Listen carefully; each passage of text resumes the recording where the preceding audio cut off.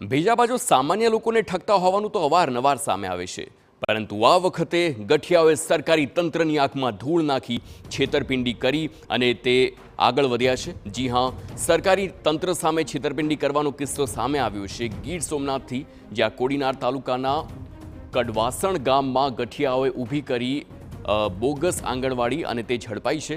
સરકારી survey number પર ખાનગી ટ્રાન્સપોર્ટ ઊભું કરીને લોકોને છેતરવા માટે આંગણવાડીનું બોર્ડ લગાવી કારસ્તાન આચરવામાં આવતું હતું।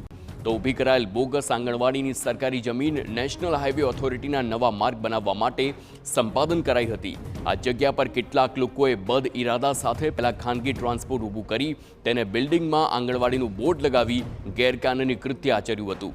સમગ્ર મામલો તાલુકા વહીવટી તંત્રને ધ્યાનમાં આવતા અહીં તપાસ કરવામાં આવી અને બોગસ આંગણવાડી હોવાનું સામે આવ્યું છે।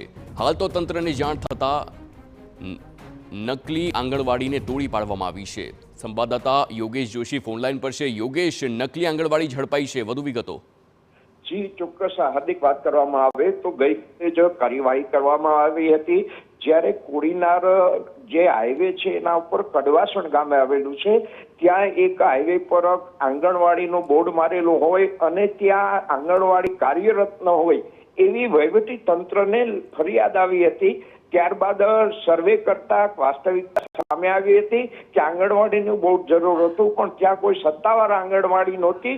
એની પુષ્ટિ શિક્ષણ વિભાગે પણ કરી અને ત્યારબાદ વહીવટી તંત્રએ આજે એ આંગણવાડી છે એનો બોર્ડ અને આખું બિલ્ડિંગ હટાવી અને 4 JCBની મદદ લઈ પોલીસ વિભાગ અને વહીવટી તંત્રએ આખી આંગણવાડી છે એની જમીન ખાલી કરી છે અને નેશનલ હાઈવેને આ આંગણવાડીની જે જગ્યા છે એ સુપ્રત કરવાની કાર્યવાહી ચાલી રહી છે। જી હાર્દિક, આભાર યોગેશ સમગ્ર માહિતી બદલ।